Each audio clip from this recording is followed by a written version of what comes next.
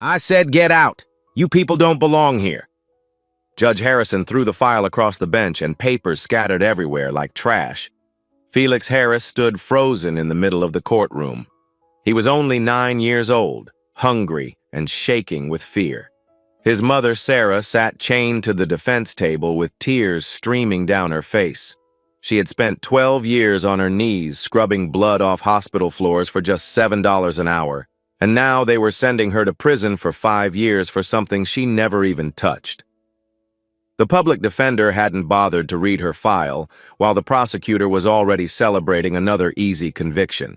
Felix would be in foster care by tomorrow morning, and they would be separated forever. The bailiff grabbed Felix's thin arm and started dragging him toward the door. But Felix opened his mouth and spoke 7 words that made everyone in that room freeze. Let me take you back to how this nightmare started. The courtroom was freezing that morning, with harsh fluorescent lights buzzing overhead. Everything felt designed to make you feel small. The judge's bench sat elevated above everyone else, a throne that reminded you exactly who had the power. Sarah Harris sat at the defense table in a navy blue suit from Goodwill, the cuffs frayed but carefully ironed. Her hands wouldn't stop shaking. Sarah was a single mother who had raised Felix alone since he was 6 months old. For 12 years, she had worked herself to the bone. She cleaned hospital floors from midnight until 8 in the morning, scrubbing blood off the tiles until her knees screamed and her hands cracked. Then she'd sleep for 3 hours before her weekend job stocking shelves at a discount store. $7 an hour at the hospital, $8.50 at the store. Every dollar went to keeping their lights on and food in Felix's stomach. She was the kind of woman who returned extra change when cashiers made mistakes. The kind who helped elderly neighbors carry groceries even when her back was killing her. She had never stolen anything in her life. But none of that mattered now. The charge was felony theft, an $800 designer handbag from Belmont's, an upscale store where Sarah would never shop because she couldn't afford a single item inside. The security footage was damning. A black woman, roughly Sarah's height and build, wearing a similar blue jacket, entered the store at 2:48 in the afternoon. She walked to the accessories section, picked up an expensive handbag, and walked straight out without paying. The video was grainy but clear enough for police to show up at Sarah's apartment. Clear enough to arrest her in front of Felix while neighbors watched. Clear enough to destroy everything. Sarah insisted she'd been at work during the theft. She had an alibi. But the hospital's time card system had crashed that exact day, wiping electronic records. When IET restored the backup, Sarah's clock-in time showed 2 hours later than it actually was. Her supervisor remembered seeing her but couldn't confirm the exact time. Without digital proof, her alibi became just another convenient story. Her public defender was Richard Sterling, and he looked as exhausted as Sarah felt. His wrinkled suit and overflowing briefcase told the whole story. He was handling 63 cases that month, which meant 20 minutes per client. He'd reviewed Sarah's file for maybe 15 minutes, asked basic questions, and laid out her options. The prosecution offered a plea deal: 3 years probation, 200 hours community service, permanent felony record. He strongly advised taking it. Going to trial was too risky with video evidence this strong. A jury would convict her, and then she'd face actual prison time. Judge William Harrison ran his courtroom with cold efficiency. 23 years on the bench meant he'd seen every trick and heard every excuse. He had no patience for emotional appeals. He valued evidence and procedure, and once he formed an opinion, changing his mind was nearly impossible. When he looked at Sarah, he didn't see a hard-working mother who'd spent 12 years breaking her back for minimum wage. He saw another defendant with an unprovable alibi. Felix sat in the back row, legs dangling because he was too small to reach the floor. His donated suit jacket was so big the sleeves covered his hands completely. He was hungry because they'd skipped breakfast, and terrified because he understood his mother was in serious trouble. But he was also watching everything with sharp attention. Survival had taught him to pay attention to details. He watched the prosecutor's confident precision, his mother's shaking hands, the judge's impatient glances. And he watched that video on the monitor. He watched it carefully, because something about it didn't look right. Amanda Brooks stood up with the kind of confidence that comes from knowing you've already won. She was the lead prosecutor, wearing a perfectly tailored charcoal suit that probably cost more than Sarah made in 3 months. She'd prosecuted hundreds of theft cases, and this one looked like the easiest conviction of her career. She approached the video monitor and pressed play with a satisfied smile. The timestamp appeared, 2:48 p.m. on a Tuesday 3 weeks ago. The camera showed Belmont's department store entrance. A black woman appeared, approximately 5'6", medium build, wearing a blue jacket identical to one police found in Sarah's closet. The woman walked through the doors with casual confidence, moved directly to the accessories section, and picked up a designer handbag. She examined it briefly, glanced around the store, then walked straight toward the exit with the bag on her arm. She passed the registers without stopping, walked right out the front door. The alarm went off 3 seconds later, but she was already gone. Brooks paused the video and turned to Judge Harrison. As you can see, Your Honor, the defendant clearly took merchandise valued at $800 without paying. She walked directly past multiple registers. The intent is obvious. She called Philip Vance to the stand, a man in his 50s with a Belmont's management pin on his lapel. Brooks asked him to describe what he saw. Vance leaned forward with absolute certainty. I reviewed this footage multiple times after our alarm was triggered. That woman took an $800 handbag and walked out without paying. There's no question about it, clear as day. Brooks pressed further. Mr. Vance, in your professional experience, is there any doubt whatsoever about what this video shows? Vance shook his head firmly. None whatsoever. She walked right out with it. The security guard was called next, a younger man in a crisp uniform. He testified that he'd been stationed near the exit and saw the woman leave. She walked right past me carrying that bag. She matched the woman in the video perfectly. His testimony was brief, but devastating. Amanda Brooks returned to her position and addressed the judge with finality. Your Honor, the evidence doesn't lie. The defendant had means, motive, and opportunity. We have clear video footage showing the theft. This isn't complicated. The facts speak for themselves. She sat down with the satisfied air of someone who just delivered a knockout punch. Sarah's public defender stood slowly, almost reluctantly. Your Honor, the video quality makes positive identification extremely difficult. My client maintains her innocence and has an alibi. But his voice lacked conviction. He offered no alternative theory, no counter-evidence, no explanation. Judge Harrison leaned forward with barely concealed impatience. Counselor, unless you have actual evidence contradicting this video, I suggest we move forward with the plea agreement. We're wasting the court's time. The defense attorney looked at Sarah, then at his overflowing briefcase, then back at the judge. He had nothing. Judge Harrison reached for his gavel, ready to end this quickly and move to the next case on his packed docket. That's when the sound of a chair scraping against the floor echoed through the silent courtroom. Every single head turned toward the back row. Felix Harris was standing. Felix's voice came out louder than he intended, cracking with desperation and fear. Your Honor, my mom didn't do it. She didn't steal anything. The words echoed in the silent courtroom, and for a moment, nobody moved. Judge Harrison slowly looked up from the papers in front of him, his expression shifting from surprise to visible annoyance. He removed his reading glasses and stared down at the small boy standing in the back row, wearing a suit jacket that was clearly 3 sizes too big. The judge's voice was sharp and dismissive. Young man, sit down immediately. This is not appropriate behavior. These proceedings are not a place for children to interrupt. But Felix didn't sit down. His legs were shaking, and his heart was pounding so hard he could hear it in his ears, but he stayed standing. His small hands gripped the railing in front of him so tightly his knuckles turned white. But I can prove it, Your Honor. I know she didn't do it. I have proof. Amanda Brooks shot to her feet immediately, her face flushed with irritation. Your Honor, this is highly irregular and completely inappropriate. This child has no legal standing in this courtroom. I object strongly to this disruption. The public defender looked completely caught off guard, stammering as he tried to figure out what was happening. Your Honor, I didn't know my client's son was planning to. Perhaps we could request a brief recess to consult? Judge Harrison waved his hand dismissively. Request denied. We're not pausing these proceedings because a child is having an emotional outburst. He turned his attention back to Felix, and his tone became condescending in a way that made Sarah's stomach drop. Son, I understand that you love your mother. That's very admirable, and nobody faults you for that. But feelings are not evidence. You can't just stand up and claim innocence and expect this court to accept it. Do you understand what I'm saying? Felix met the judge's eyes without flinching. His voice came out steadier this time, stronger. Yes, sir, I understand, but I'm not talking about feelings. I have actual evidence, real proof that my mom didn't steal that bag. There was something in the way he said it, something about the certainty in his young voice, that made Judge Harrison pause. The judge studied Felix for a long moment, as if trying to decide whether this was worth his time or just a waste of everyone's attention. Perhaps it was curiosity about what a 9-year-old could possibly know that trained lawyers had missed.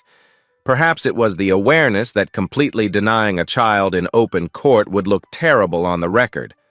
Perhaps it was his legal obligation to consider any potentially exculpatory evidence, no matter where it came from. Whatever the reason, Judge Harrison made a decision. Approach the bench. Felix walked forward on legs that felt like they might give out at any moment. The borrowed suit jacket hung on him like a costume, making him look even smaller and more out of place. The judge leaned down slightly, looking at Felix with a mixture of skepticism and something that might have been pity. Son, I'm going to give you exactly 2 minutes, not a second more. Do not waste this court's time with emotional appeals or stories about how good your mother is. If you claim to have evidence, then present it now. Real evidence. Do you understand me? Felix nodded, his throat tight. Yes, sir, I understand. Thank you. Judge Harrison gestured toward the video monitor that still displayed the frozen image of the woman with the handbag. You have 2 minutes starting now. Use them wisely. Felix turned to face the monitor, and Amanda Brooks sat down with her arms crossed tightly across her chest, barely able to hide her irritation at this ridiculous delay. The public defender looked confused and worried, as if he was trying to figure out where this could possibly be going. Sarah sat at the defense table with tears running down her face, torn between hope and terror about what her son was about to do. The entire courtroom held its breath and waited to see what a 9-year-old boy in an oversized suit could possibly say that would matter. Felix pointed at the video monitor with a hand that was still shaking. Can we replay the video, just the part where the woman picks up the handbag? The bailiff looked at Judge Harrison, waiting for permission. The judge nodded once, his expression impatient but curious. The bailiff rewound the footage and pressed play. The screen showed the woman approaching the display table, her hand reaching forward, grasping the handbag, lifting it up. Felix watched carefully, then turned to Amanda Brooks. His voice was polite but direct. Miss Brooks, which hand does the woman use to pick up the bag? Brooks frowned, clearly confused about where this could possibly be going. Her right hand. I failed to see the relevance. Felix didn't respond immediately. Instead, he asked another question. Can we see it again, please? In slow motion this time? Another glance between the bailiff and the judge. Another brief nod. The video played again, much slower. The woman's right hand extended toward the handbag. Her right fingers wrapped around the leather handle. Her right arm lifted the bag from the table. She transferred it to hang from her right shoulder. She carried it in her right hand as she walked toward the exit. Every single action involved her right hand. Her left hand never touched the bag. Felix let the video play through, then turned to Philip Vance, still seated in the witness box. Mr. Vance, did you personally see this theft happen with your own eyes, or did you just review the video footage afterward? Vance shifted in his seat, something defensive creeping into his voice. I reviewed the video after our alarm system was triggered. I wasn't on the sales floor at that exact moment. Felix nodded as if this was exactly what he'd expected. So, you didn't witness it happening in real time? You only saw this recording? Vance's tone became more defensive. That's correct. But the video doesn't lie, son. What you see on that screen is exactly what happened. Felix's response was calm and measured. I'm not saying the video is lying, Mr. Vance. I'm not questioning what the video shows. I'm questioning whether the video shows my mom. A murmur ran through the courtroom. Judge Harrison leaned forward slightly, his impatience transforming into genuine interest. Felix turned to the security guard. Sir, when you saw the woman leaving the store that day, did you happen to notice which hand she was carrying the bag in? The guard hesitated, clearly trying to remember details from 3 weeks ago. I don't recall that specific detail. It was a brief moment, and I was watching to see if she matched the general description. Felix pressed gently. But in the video we just watched, it's clearly her right hand the whole time, correct? The guard nodded slowly. Yes, that's what the video shows. She used her right hand consistently. Felix took a deep breath and turned back to Judge Harrison. Your Honor, can I ask my mom to stand up and demonstrate something? The judge studied Felix for a moment, then gestured toward Sarah. Mrs. Harris, please stand. Sarah rose slowly from her chair, her legs unsteady, her face wet with tears. Felix's voice was gentle. Mom, can you pick up that water glass on the defense table? Sarah looked down at the glass, then reached forward without thinking. Her left hand extended naturally and grasped the glass. She lifted it with her left hand, as automatic and unconscious as breathing. The entire courtroom watched. Felix continued. Can you write your name on that notepad for the judge, please? The bailiff handed Sarah a pen, and she took it without hesitation, in her left hand. She signed her name in smooth, fluid movements, the pen held in her left hand the entire time. The signature slanted slightly to the left, the way left-handed people write to avoid smudging. Felix turned to face the judge, the prosecutor, and everyone watching. Your Honor, my mother is left-handed. She's been left-handed her entire life. She does everything with her left hand. She picks things up with her left hand. She writes with her left hand. She opens doors with her left hand. Amanda Brooks stood up, her composure cracking. Your Honor, left-handed people can use their right hand for certain tasks. This doesn't prove anything definitive. But there was something different in her voice now. The absolute certainty had developed a crack. Felix turned to face her directly. Yes, ma'am, you're right. Left-handed people can use their right hand sometimes. But do they? Do they use their right hand for automatic actions, for things they do without thinking? Brooks tried to maintain her position. Occasionally, yes. People use their non-dominant hand depending on circumstances.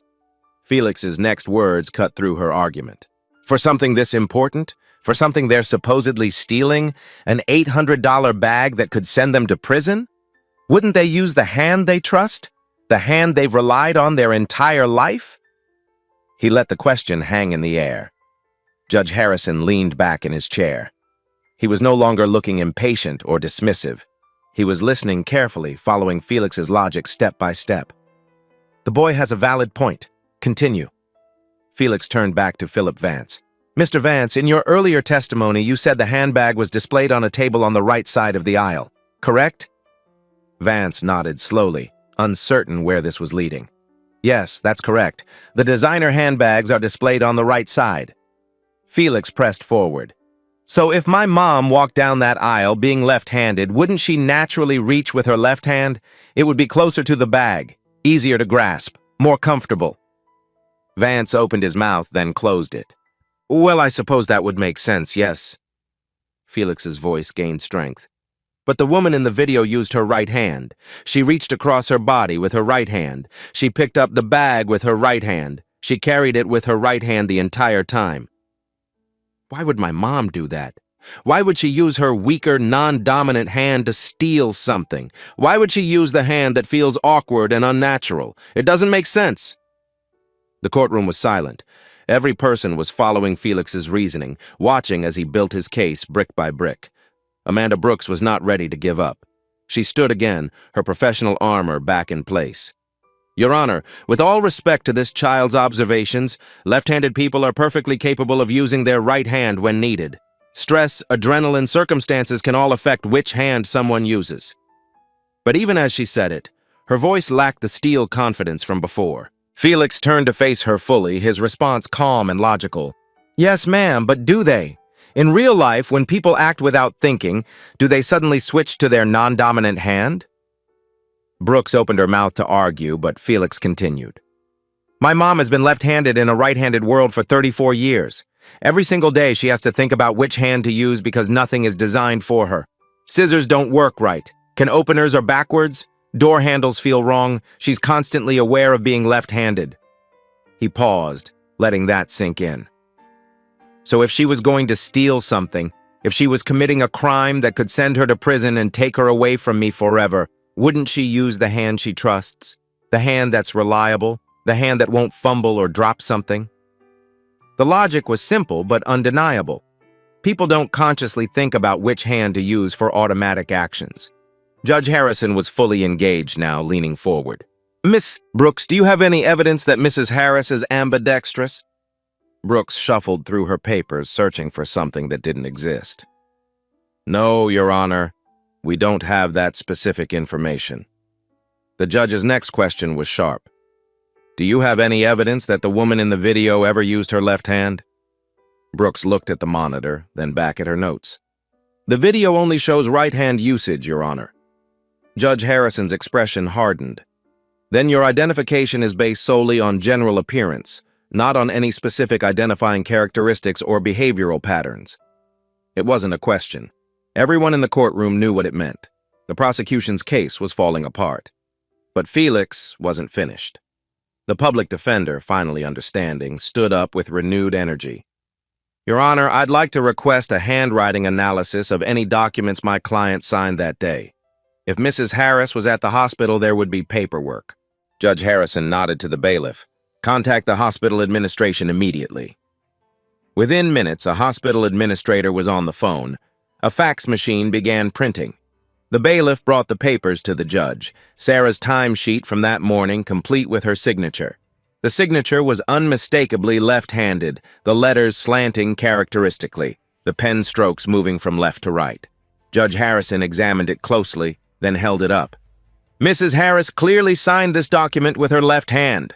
Felix took a breath, his voice growing stronger. "And there's one more thing, Your Honor." The courtroom went silent.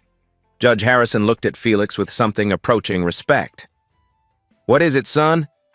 Felix's next words were careful and deliberate. "My mom has a scar on her left hand, from a kitchen accident 2 years ago. Hot oil splashed when she was cooking dinner for me. The scar runs from her wrist to her knuckle. It's very visible." Judge Harrison motioned to the bailiff. "Let me see the defendant's hand." The bailiff approached Sarah and gently examined her left hand, then showed the judge. Harrison leaned down to look closely. A thick, raised scar ran from Sarah's wrist to her knuckle, exactly as Felix had described. The judge nodded. "I can confirm there is a prominent scar on Mrs. Harris's left hand." Felix walked closer to the video monitor. "Your Honor, the video quality is clear enough to see jewelry, correct? We can see the woman is wearing a bracelet. We can see her fingernails. We can see those details clearly." Judge Harrison nodded. "Yes, the video quality is quite clear for those details." Felix's voice was steady. "Then can we check if there's a scar on the woman's left hand? Because if that's my mom, the scar would be visible." The bailiff rewound the video and played it again, focusing on the woman's hands. Everyone leaned forward, watching intently. There was a brief moment, perhaps 3 seconds, when the woman reached up to brush hair from her face. Her left hand was clearly visible. The bailiff froze the image and enhanced it. The woman's left hand was smooth, unmarked, no scar, nothing. Amanda Brooks made one last desperate attempt. "Your Honor, the video quality might not be sufficient to show a scar of that size. The lighting, the angle, the resolution could all affect visibility, but Judge Harrison's response was ice cold. Miss Brooks, 30 minutes ago, you stood in my courtroom and told me this video was clear enough to make a positive identification of the defendant. Clear enough to see her face, her clothing, her jewelry, her movements." He paused, letting his words sink in. "You can't have it both ways. Either the video quality is good enough for identification purposes or it isn't. And if it's good enough to identify someone, it's certainly good enough to show a prominent scar running the entire length of someone's hand." Brooks had no response. Her case was crumbling, and she knew it. The woman in the video used her right hand exclusively. Sarah Harris was left-handed. The woman in the video had no visible scar. Sarah Harris had a prominent scar that couldn't be missed. The murmur in the courtroom grew louder. Felix stood near the defense table, his too-big suit jacket hanging on his small frame, but his posture was straight. He had done what trained lawyers failed to do. He had looked at the evidence instead of the assumptions. He had asked the questions no one else thought to ask. And he had proven with simple observation and basic logic that his mother was innocent. Judge Harrison sat back in his chair and removed his glasses completely. He looked at Felix with an expression that had transformed from dismissive contempt to genuine respect over the past 30 minutes. The courtroom was absolutely silent, waiting for what would come next. The judge placed his glasses on the bench and spoke directly to the small boy standing before him. "Son, you've made several compelling observations today. You've pointed out inconsistencies that frankly should have been caught during the initial investigation. But at the beginning of this, you said you could prove your mother's innocence with one sentence. What is that sentence?" Every person in the courtroom leaned forward. This was the moment they'd been waiting for since Felix first stood up. The moment promised in those opening minutes when a 9-year-old boy interrupted a judge and claimed he had proof. Felix looked at his mother, and Sarah looked back at him with tears streaming down her face. Then Felix turned to face Judge Harrison, and when he spoke, his voice was clear and steady and absolutely certain. "My mom is left-handed, and left-handed people don't commit crimes with their right hand." The simplicity of it landed like a physical blow. It wasn't fancy legal terminology. It wasn't a complex argument requiring years of law school to understand. It was just observable truth, stated plainly. The kind of truth a 9-year-old could see because he paid attention to his mother, because he knew her, because he loved her enough to notice the details that everyone else overlooked. Judge Harrison let the sentence hang in the air for a long moment. Then he turned his full attention to Amanda Brooks, and his voice was sharp with barely controlled anger. "Miss Brooks, do you have any evidence whatsoever that Mrs. Harris is ambidextrous? Any evidence at all that she regularly uses her right hand for significant tasks?" Brooks stood slowly, and for the first time since this case began, she looked uncertain. "No, Your Honor, we don't have that information." The judge's next question was even sharper. "Do you have any evidence that the woman in the video is left-handed? Any moment where she uses her left hand for anything?" Brooks looked at the video monitor, then back at her notes, then at the floor. "No, Your Honor. The video only shows right-hand usage throughout." Judge Harrison's gavel came down once, not loudly, but with absolute finality. "Then you have identified the wrong person, Miss Brooks. You've brought a case against a woman based on superficial resemblance without considering basic behavioral evidence." The immediate consequences rippled through the courtroom like a shockwave. Amanda Brooks requested an immediate recess, her professional composure finally cracking completely. The public defender stood and formally moved to dismiss all charges. The gallery erupted in whispers and murmurs. Felix's simple sentence had done what hours of legal arguments couldn't. It had exposed the fundamental flaw in the prosecution's case. It had revealed the lazy assumption at the heart of this entire nightmare. Judge Harrison raised his hand for silence, and the courtroom obeyed instantly. He looked at Felix with something close to wonder. "Son, in my 23 years on this bench, I have never seen anything quite like what you just did.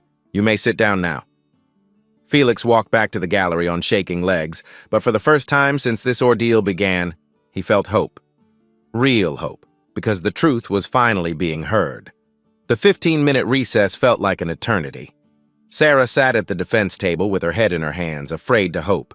Felix stayed close, holding her hand through the railing. When Judge Harrison returned and called the court back to order, Amanda Brooks stood with a folder in her hand and determination on her face. She wasn't finished yet. She had one card left to play. "Your Honor, if I may address the court."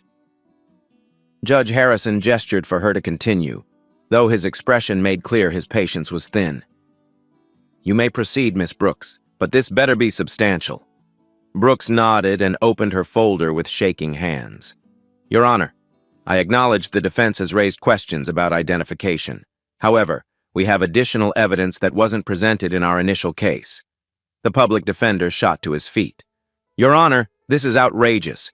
Additional evidence should have been disclosed during discovery. The prosecution can't pull new evidence out of thin air." Judge Harrison's voice was cold. "Miss Brooks, counselor makes a valid point. Why am I only hearing about this now?" Brooks responded quickly. "Your Honor, we only received these records from the store's corporate office this morning. They weren't available during our initial investigation." Judge Harrison considered this. "I'll allow it, but Miss Brooks, you are on extremely thin ice. If this wastes time, there will be consequences. Present your evidence." Brooks pulled out a printout and approached the bench. Your Honor, Belmont's store records show that a loyalty discount card registered to Sarah Harris was scanned at the entrance at 2:43 that afternoon. That's exactly 5 minutes before the theft occurred. The words hit like a bomb. The public defender looked stricken. Sarah's face went pale. Even Felix felt his stomach drop. Brooks pressed her advantage. Mr. Vance, can you confirm this is Mrs. Harris's loyalty card number in your system? Vance examined the printout and nodded. Yes, that's her card number. It was definitely scanned that day. Amanda Brooks turned to Judge Harrison with renewed confidence. Your Honor, even if we accept that the woman carrying the bag wasn't Mrs. Harris, this proves she was physically present in that store 5 minutes before the theft. My revised theory is that Mrs. Harris entered, selected the bag, and had an accomplice walk out with it while she remained inside to establish an alibi. This is a common shoplifting technique. For a moment, the momentum had shifted back. The logic seemed sound. Sarah's card had been scanned. That meant someone with her card was in the store. The judge's expression was serious, but Felix was watching, thinking, processing. His hand shot up. Your Honor, may I ask one more question? Judge Harrison looked at him. Make it quick, son. Felix approached the witness box. Mr. Vance, where exactly is the loyalty card scanner located in your store? Vance answered automatically. At the main entrance. Customers scan their cards as they enter to accumulate discount points on purchases. Felix's next question was simple. So whoever scanned that card hadn't done anything wrong yet? They just entered the store? Vance nodded slowly. That's correct. The scan happens at entry before any shopping. Felix turned to his mother. Mom, didn't you lose your wallet earlier this year? Sarah's voice was quiet but clear. Twice. I lost my wallet twice this year. I'm always losing things. Felix looked back at the judge. So couldn't someone have found her card and used it? The public defender was on his feet immediately. Your Honor, a card scan proves someone had the card. It doesn't prove Mrs. Harris was physically in that store. Sarah's voice grew stronger. I reported that card lost 3 weeks ago. I called Belmont's customer service to deactivate it. Judge Harrison turned to Amanda Brooks with barely controlled fury. Miss Brooks, do you have any evidence that places Mrs. Harris physically inside that store at the time of this theft? Not her card, not someone who looks like her specifically. Brooks shuffled through her papers desperately. No, Your Honor, we don't have that evidence. Judge Harrison's voice was final. Then your card evidence is circumstantial at best and irrelevant at worst. This charade ends now. Judge William Harrison removed his glasses and set them down with deliberate care. He looked directly at Sarah Harris, and for the first time since proceedings began, there was something in his eyes that wasn't skepticism. It was respect. Mrs. Harris, please stand. Sarah rose slowly, her legs shaking so badly she had to grip the table for support. The handcuffs clinked softly. Felix watched from the gallery, his heart pounding. The judge's voice filled the courtroom. I've been on this bench for 23 years. I've presided over thousands of cases. I've heard every excuse, every story, every appeal imaginable. And I'll be honest with you, when I walked into this courtroom this morning, I had already formed certain assumptions about this case. He paused, and the silence was absolute. I looked at the video evidence. I looked at the defendant. I saw what appeared to be a straightforward theft case. I was prepared to move quickly through proceedings. Judge Harrison's expression hardened, but not with anger at Sarah, with anger at himself. Those assumptions were wrong, completely wrong, and I am deeply troubled by how close this court came to a miscarriage of justice. He turned to Amanda Brooks, and his voice took on an edge that made people flinch. Miss Brooks, you brought a felony case against this woman based on superficial resemblance and a grainy video. You didn't consider handedness. You didn't check for identifying marks. You didn't investigate thoroughly. The prosecutor stood with her head bowed, accepting the rebuke. Judge Harrison continued. And it took a 9-year-old boy to point out what trained law enforcement should have caught immediately. A boy who simply paid attention to his mother, who knew her well enough to recognize she would never use her right hand for something that important, who remembered a scar from a kitchen accident. His voice grew stronger. That is unacceptable, Miss Brooks. Judge Harrison picked up his gavel, and the courtroom held its breath. All charges against Sarah Harris are hereby dismissed with prejudice. Mrs. Harris, you are free to go. Bailiff, remove those handcuffs immediately. The bailiff moved forward and unlocked the handcuffs. The metal fell away from Sarah's wrists and she brought her hands to her face, rubbing the red marks. Her knees buckled slightly and the public defender caught her elbow, but Judge Harrison wasn't finished. Furthermore, Miss Brooks, I am ordering a full investigation into how this case was brought before my court. I want a complete review of identification procedures and prosecution practices. A detailed report within 30 days. Brooks nodded, her composure intact despite the humiliation. Yes, Your Honor, I'll personally oversee the investigation. To her credit, there was no defensiveness, just acceptance and genuine regret. The judge then turned to Felix and his expression softened completely. Son, approach the bench one more time. Felix walked forward, and this time there was no fear. Judge Harrison leaned down to Felix's eye level. You did something extraordinary today, something many trained attorneys with decades of experience fail to do. You looked at the evidence instead of accepting the convenient narrative. You asked the right questions. You trusted your knowledge of the truth. Felix's eyes filled with tears, but his voice was steady. I just know my mom, sir. I know she wouldn't steal. I know she's left-handed. I know about her scar because I was there when she got hurt. I just paid attention. Judge Harrison nodded slowly. That attention saved her life. If you hadn't stood up today, your mother would be facing 5 years in prison for a crime she didn't commit. Don't ever forget this day. Justice isn't automatic. Sometimes it requires a 9-year-old boy who refuses to stay silent. The courtroom erupted in applause, something that almost never happened in Judge Harrison's court. But he didn't stop it. He let it continue before raising his hand for silence. The public defender approached Felix with his hand extended. You did my job better than I did today, thank you. His voice carried both gratitude and shame. Amanda Brooks packed her briefcase quietly, but before leaving, she approached Sarah. I'm sorry, she said simply. Sarah looked at her for a long moment, then nodded. Felix ran to his mother and Sarah dropped to her knees to embrace him. They held each other tightly, both crying now, while the courtroom watched in respectful silence. Sarah whispered into Felix's hair. I'm so proud of you, so incredibly proud, Felix whispered back. I knew you didn't do it, Mom, I always knew. I just had to make them see it too. Outside the courthouse, the late afternoon sun felt warm on their faces after the cold fluorescent lights inside. Sarah and Felix sat on the concrete steps, neither quite ready to leave yet. The ordeal was over, but the weight of it still pressed on them. Sarah looked down at her wrists, at the red marks left by the handcuffs, turning her hands over slowly as if making sure they were really free. I thought I was going to lose you, she said quietly, her voice breaking. I thought they were going to take me away, and you'd be alone. Felix leaned against her side, his small body warm against hers. You weren't going to lose me. I wouldn't let that happen. The certainty in his voice made Sarah laugh through her tears. A reporter approached them with a cameraman trailing behind, asking for an interview about what happened inside. Sarah shook her head politely. We just want to go home. We need time together, I'm sure you understand. The reporter nodded respectfully and backed away. Felix looked up at his mother with an expression that was pure 9-year-old. Mom, can we get ice cream? The question was so normal, so wonderfully ordinary after everything they'd been through, that Sarah laughed. It was her first real laugh in weeks, genuine and unforced. Yes, baby, we can definitely get ice cream, whatever flavor you want.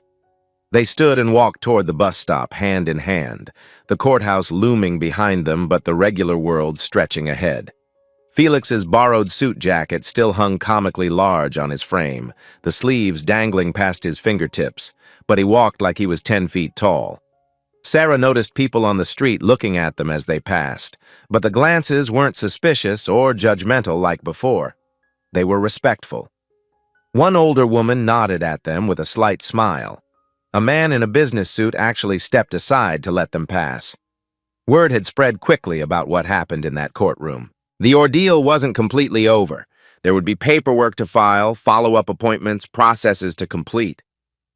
But the crisis had passed. As they waited at the bus stop, Felix asked one more question. Mom, do you think they'll find who really took that bag? Sarah considered her answer carefully. I hope so. Because whoever that woman is, she probably needs help, not just punishment. Everyone deserves to be seen clearly, Felix, not just as a face on a video. What can we learn from Felix's courage and Sarah's nightmare? It's easy to watch this story and feel satisfied that justice prevailed in the end. But we need to sit with the uncomfortable truth that it almost didn't. Sarah came within minutes of accepting a plea deal that would have given her a felony record for the rest of her life. Not because she was guilty, not because the evidence was overwhelming, but because she looked like someone on a grainy security camera. Because the system was too overworked to look closer. Because assumptions are easier than investigation. Felix succeeded because he paid attention to details that everyone else overlooked. He knew his mother was left-handed. He remembered her scar. He understood that people don't consciously think about which hand they use for automatic actions. These weren't complex legal arguments that required years of law school. They were simple observations about human behavior, truths that anyone could have noticed if they had bothered to look. But nobody looked. The prosecutor saw a case she could win. The public defender saw another overwhelming day. The judge saw another routine proceeding. They all saw what they expected to see instead of what was actually there. Think about the systemic failures that brought Sarah to that courtroom. An overworked public defender handling 63 cases couldn't give her the attention she deserved. A glitching time card system destroyed her alibi. A justice system that values efficiency over accuracy nearly sent an innocent woman to prison for 5 years. These aren't rare exceptions. They're features of a strained system where speed often trumps thoroughness, where visual similarity can override actual evidence, where being poor and black means starting with the presumption of guilt. We all make assumptions. We see situations and draw quick conclusions based on surface information. A woman in a video looks like the defendant, so she must be the defendant. Someone doesn't have perfect digital proof, so their alibi must be false. It's human nature to take these mental shortcuts. But in a courtroom, those shortcuts destroy lives. If Judge Harrison's gavel had come down differently, Sarah would have lost her job, her apartment, her ability to care for Felix. Her record would have marked her as a thief forever, even though she had never stolen anything. So what can you do with this knowledge? If you're ever called for jury duty, remember Felix. Question every assumption. Ask about handedness and scars and behavioral patterns. Look at the actual evidence, not just the convenient narrative. Demand proof that truly meets the standard of beyond reasonable doubt. Your attention could be the difference between justice and tragedy. If you see someone being judged on appearance rather than evidence, speak up. Use your voice the way Felix used his. You don't need authority or credentials. You just need to pay attention and be brave enough to point out what others have missed. Support organizations that provide quality legal defense to people who can't afford expensive lawyers. Public defenders are drowning under impossible caseloads. They need resources and time. Your advocacy can change that. Teach the children in your life that their voice matters regardless of age or position. Felix was 9 years old with no power, no credentials, no standing. But he had knowledge and courage, and that was enough. When you witness injustice, be the person who says, wait, let's look closer. Don't accept easy answers when lives hang in the balance. Don't assume others know better. This story had a happy ending. Sarah went home. Felix got his ice cream. But countless others aren't so fortunate. Justice isn't automatic. It's created by people who choose to pay attention, to question, to speak up when silence means injustice. Will you be one of those people? That choice is yours. Make it count.